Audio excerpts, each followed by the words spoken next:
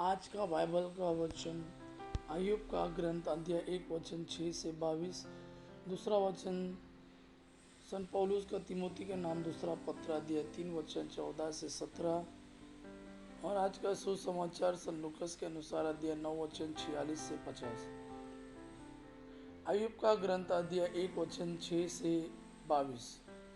एक दिन ऐसा हुआ कि स्वर्गदूत प्रभु के सामने उपस्थित हुए और शैतान भी उनसे सम्मिलित हो गया उनमें सम्मिलित हो गया। प्रभु ने शैतान से कहा, तुम कहाँ से आए हो? शैतान ने प्रभु को उत्तर दिया, मैंने पृथ्वी का पूरा चक्कर लगाया। इस पर प्रभु ने कहा, क्या तुमने मेरे सेवक अय्यूब पर ध्यान दिया है? पृथ्वी भर में उसके समान कोई नहीं। वह निर्दोष और निष्कपट है। वह ईश्वर पर श्रद्धा रखता और बुराई से दूर रहता है। शैतान ने प्रभु से कहा, क्या अय्यूब यूं ही ईश्वर पर श्रद्धा रखता है? क्या आपने उसके परिवार और उसकी पूरी जायदाद के चारों ओर मानो घेरा लगाकर उसे सुरक्षित नहीं रखा? आपने उसके सब कार्यों को आशीर्वाद दिया। उसके झुंड देश भर में फैले हुए हैं। आप हाथ बढ़ाकर उसकी सारी संपत्ति छीन लिए तो वह निश्चित ही आपके मुंह पर आपकी निंदा करेगा। प्रभु ने शैतान से कहा, अच्छा, उसका सब कुछ तुम्हारे हाथ में है, किंतु अय्यूब पर हाथ मत लगाना। इसके बाद शैतान प्रभु के सामने से चला गया। अय्यूब के पुत्र पुत्रियां किसी दिन अपने बड़े भाई के यहाँ खा पी रहे थे कि एक संदेशवाहक ने आकर अय्यूब से कहा, बैलहाल में जुते हुए थे और गधियों उनके आसपास चल रही थी। उस समय शबाई उन पर टूट पड़े और आपके सेवकों को तलवार के घाट उतार कर सब पशुओं को ले गए। केवल मैं बच गया और आपको यह समाचार सुनाने आया हूँ। वो बोल ही रहा था कि कोई दूसरा आकर कहने लगा, ईश्वर की आग आकाश से गिर गई। उसने भेड़ों और चरवाहों को जलाकर भस्म कर दिया।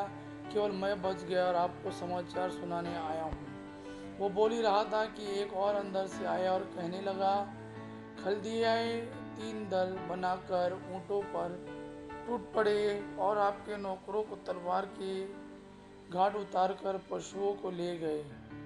केवल मैं बच गया और आपको यह समाचार सुनाने आया हूँ। वो बोल ही रहा था कि एक और आकर कहने लगा, आपके पुत्र पुत्रियां अपने बड़े भाई के यहाँ खा पी रहे थे कि एक भीषण आंधी मरुभूमि की ओर से आई और घर के चारों कोनों से इतने जोर से टकराई कि घर आपके पुत्र पुत्रियों पर गिर गया और वे मर गए। केवल मैं बच गया हूँ और आपको यह समाचार सुनाने आया हूँ। अय्यूब ने उठकर अपने वस्त्र फाड़ डाले, उनसे सिर मुड़ाया और मुंह के बल भूमि पर गिरकर यह कहा, मैं नंगा ही माता के गर्भ से निकला और नंगा ही पृथ्वी के गर्भ में लौट जाऊंगा। प्रभु ने दिया था, प्रभु ने ले लिया, धन्य है प्रभु का नाम। इन सब विपत्तियों के होते हुए भी अय्यूब ने कोई पाप नहीं किया और उसने ईश्वर की निंदा नहीं की। दूसरा वचन सन पौलुस का तिमोथी के नाम दूसरा पत्र अध्याय 3 वचन 14 से 17। तुम्हें जो शिक्षा मिली है और तुमने जिसमें विश्वास किया है उस पर आचरण करते रहो। याद रखो कि तुम्हें किन लोगों से यह शिक्षा मिली थी और यह कि तुम बचपन से धर्मग्रंथ जानते हो। धर्मग्रंथ तुम्हें उस मुक्ति का ज्ञान दे सकता है जो ईसा मसीह में विश्वास करने से प्राप्त होती है। पूरा धर्मग्रंथ ईश्वर की प्रेरणा से लिखा गया है। वह शिक्षा देने के लिए, भ्रांत धारणाओं का खंडन करने के लिए, जीवन के सुधार के लिए और सदाचरण का प्रशिक्षण देने के लिए उपयोगी है, जिससे ईश्वर भक्त सुयोग्य और हर प्रकार के सत्कार्य के लिए उपयुक्त बन जाए। आज का सुसमाचार सन लूकस के अनुसार अध्याय 9 वचन 46 से 50। शिष्यों में यह विवाद छिड़ गया कि हम में सबसे बड़ा कौन है। ईसा ने उनके विचार जानकर एक बालक को बुलाया और उसे अपने पास खड़ा कर उनसे कहा, जो मेरे नाम पर इस बालक का स्वागत करता है वो मेरा स्वागत करता है और जो मेरा स्वागत करता है वो उसका स्वागत करता है जिसने मुझे भेजा है। क्योंकि तुम सब में जो छोटा है वही बड़ा है।